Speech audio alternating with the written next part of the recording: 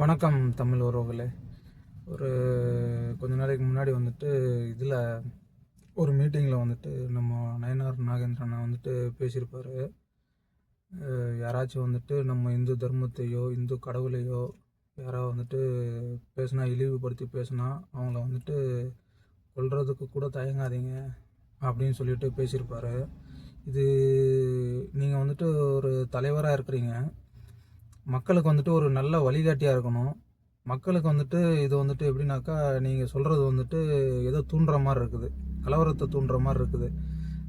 ஏன் இப்படி வந்துட்டு வழி நடத்துகிறீங்க? அதே மாதிரி எடுத்துக்காட்டுக்கு வந்துட்டு நம்ம வைரமுத்து ஐயாவை வந்துட்டு கொல்லலாமா வேணாமான்னு கேட்குறீங்க. இது நியாயமா? நீங்கள் ஒரு தலைவர் தானே. ஒரு மக்களை வந்துட்டு நல் வழியில் வந்துட்டு நடத்தணும். ஒரு மக்களை வந்துட்டு நல்வழியில் நடத்தாமல் இந்த மாதிரி வந்துட்டு மக்களுக்கு வந்துட்டு இந்த மாதிரி வன்மத்தை வந்துட்டு தூண்டினீங்கனாக்கா என்ன மக்கள் என்ன நினைப்பாங்க? நீங்கள் ஒரு கட்சி தலைவர் தானே, தமிழ்நாட்டுடைய பாஜக கட்சி தலைவர். இப்படி பேசுனாக்கா வந்துட்டு இது சரியாக படுமா? இது மற்ற கட்சி தலைவர்கள் இந்த மாதிரி பேசுனாக்கா நீங்கள் சும்மா இருப்பீங்களா? சும்மா விடுவீங்களா? எத்தனை போராட்டம் பண்ணியிருப்பீங்க?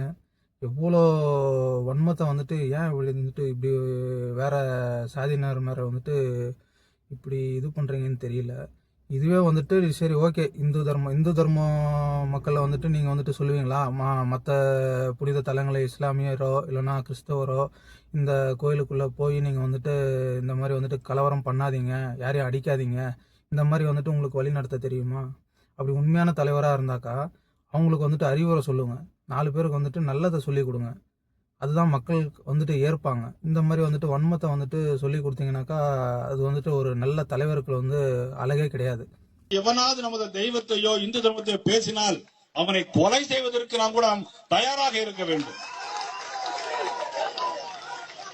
எவ்வளவு ஏளனமாக நினைத்துக் கொண்டிருக்கிறார்கள். இந்த சாதாரணமாக பேசிவிட்டு போகிறார்கள். வைரமுத்தை கொலை செய்யலாமா செய்யக்கூடாதா? நம்ம ஜியர்கள் யாராவது இப்ப நீங்க ஒரு வீடியோ பார்த்திருப்பீங்க. அன்பு சகோதரர், யாராவது எங்களுடைய மதத்தை குறித்தோ எங்களுடைய சாமியை குறித்தோ அவதூறு பேசினால் நாங்கள் கொலை செய்வோம் என்று சொல்லியிருக்கிறார். அதற்கு வைரமுத்து அவர்களை அவரும் எடுத்துக்காட்டாக சொல்லியிருக்கிறார். இப்போது அவர் பிஜேபியினுடைய தலைவராகவும் இருக்கிறார். இது சமூக வலைதளங்களில் வைரலாக பரவி கொண்டிருக்கிறது. எனக்கு என்ன ஒரு கேள்வி அப்படின்னா, உங்கள் தெய்வத்தை குறித்து யார் பேசினாலும் நாங்கள் கொலை செய்வோம். நிச்சயம் நீங்கள் அதை கொலை செய்யுங்க. ஏன்னா நீங்கள் அப்படிப்பட்ட நபர்கள் அனைவருக்கும் எல்லாருக்கும் தெரியும். அது எங்கள் நோக்கம் இல்லை. உங்கள் மதத்தை பேசினால் மட்டும் உங்களுக்கு வலிக்கிறது என்றால் மற்ற மதங்களையும் மார்களையும் இழிவுபடுத்துவது மற்றவர்கள் வலிக்காதா? உங்களுக்கு மானம் சூடு சொரணை இருந்தால் மற்ற மதங்களை இழிவுபடுத்த வேண்டாம் என்று சொல்லி உங்கள் இயக்கத்தில் இருக்கிறவர்களுக்கு சொல்லுங்கள், அறிவுரை சொல்லுங்கள், புத்தி சொல்லுங்கள். அவங்களுக்கு உண்மையாக சூடு சொரணை இருந்தால் மற்ற கிறிஸ்தவ கோயில்களோ இஸ்லாமியர்களுக்குள்ளே நுழைய வேண்டாம் என்று சொல்லுங்கள். அவர்கள் கிறிஸ்துவ கோயில் உள்ளே நுழைந்து அனுமதி இருக்கிறதா, யாரைக்கு நடத்துறீர்கள், இது இந்து நாடு, இங்க கிறிஸ்தவர்கள் வாழக்கூடாது என்று சொல்லக்கூடாது என்று சொல்லுங்கள். இந்தியா ஒரு மத சார்பற்ற நாடு. இந்தியா இந்துக்கள் நாடு அல்ல, இந்தியர்கள் நாடு. நாங்கெல்லாம் இந்தியர்கள், தமிழர்கள். உங்களுக்கு மட்டும் அளிக்கும், எங்களுக்கு இனிக்குமா? நீங்கள் வணங்கக்கூடிய தெய்வத்தை யாராவது ஒருவர் குறை சொல்லிவிட்டால் அவர்கள் நீங்கள் கொலை செய்வீர்கள் என்று சொல்லுகிறீர்கள். அது உங்கள் தெய்வம் கற்றுக் கொடுத்தது. பட் எங்கள் தெய்வம் என்ன கற்றுக் கொடுத்தது? எங்களை கொலை செய்கிறவர்களையும் மன்னியுங்கள் என்று சொல்லிக் கொடுத்த உலகத்தில் தலை சிறந்த கடவுள் இயேசு கிறிஸ்துங்க. அந்த கடவுளை நாங்கள் வணங்குகிறோம். ஆனால் நீங்கள் கொலை செய்யுங்க, அடிங்க, கொன்னு போடுங்க, என்ன வேணாலும் செய்யுங்க, அது பிரச்சனை இல்லை எங்களுக்கு. அது நீங்கள் எங்கள் கோயிலுக்குள்ளேயோ இல்ல எங்களுடைய மார்க்கத்தின் வழிமுறை நெறிகளுக்குள்ளேயோ நீங்கள் உள்ள வராதீங்க. இப்போ இந்து மக்கள் கட்சியினுடைய செயலாளர் ஒருவர் வந்து பரிசுத்த வேதாகமத்தை, கிறிஸ்தவர்களின் புனிதமான நூலை அவர் தூக்கி எறிந்திருக்கிறாரு. இதற்கு நாங்க என்ன செய்யணும்? அவரு கூட கொஞ்சட்டுமா? வாங்க சார், நல்லா இருக்கீங்களா, பைபிள் தூக்கி போட்டீங்களா, காட் பிளஸ் யூ பிரதர், கொஞ்சட்டுமா? இன்னைக்கு நாங்க அதான் செஞ்சுட்டு இருக்கோம். சரி போ, மன்னிச்சு போ, நீ எதை அறியாமல செய்யற, தெரியாம செய்யற, ஒரு நாள் நீ மனம் திரும்ப போற, கர்த்தர் உன்னை பிளஸ் பண்ணுவாரு, நீ குடும்பம் நல்லா இருக்கட்டும் போன்னு சொல்லி நாங்க ஒரு வார்த்தை சொன்னாலும் உன் குடும்பத்திற்கு சாபம் வந்துடும். அது தெரியுமா உனக்கு? இதெல்லாம் நாங்க சொல்லாம காட் பிளஸ் யூ, போ போ, நாங்க மன்னிச்சு விட்டுட்டு போயிடும். அப்படிதான் அதுதான் கிறிஸ்தவத்தின் மேன்மை.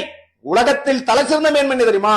தன்னை குத்தனவனையும் மன்னிக்க கற்றுக் கொடுத்த கிறிஸ்தவத்தின் மேன்மை.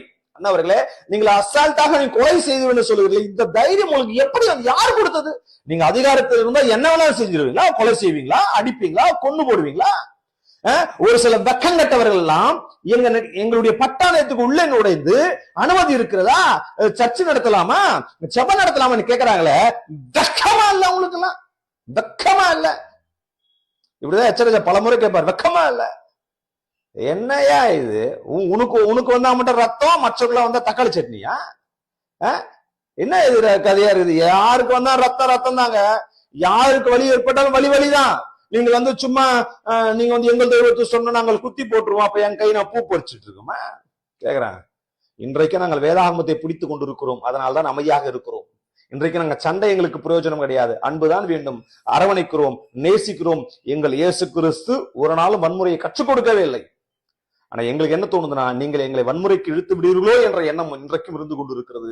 ஆனாலும் எங்கள் தெய்வம் எங்களை ஒவ்வொரு நாளும் பாதுகாத்துக் கொண்டிருக்கிறார். வன்முறை வேண்டாம் என்று அமைதியாக, பொறுமையாக, சாந்தமாக, நிதானமாக செயல்பட வேண்டும் எண்ணத்தை இன்றைக்கும் நாங்கள் அமைதியாக இருக்கிறோம். அது உங்களுக்கு புரிய மாட்டேங்குது. சாது மிரண்டால் காடு கொள்ளாது என்பதை நீங்கள் புரிந்து கொள்ளுங்கள். எல்லாருக்கும் கோவம் வரும் பிரதர், எல்லாருக்கும் கோவம் வரும், எல்லாருக்கும் அடிக்க தெரியும். ஆனால் எங்கள் தெய்வம் அடிக்க வேண்டாம் என்று சொன்ன ஒரே ஒரு காரணத்திற்காக இன்றைக்கு நாங்கள் பொறுமையோட, அன்போட, தாழ்மையோட நாங்கள் செய்து போய் கொண்டிருக்கிறோம் என்பதை நீங்கள் புரிந்து கொள்ளுங்கள்.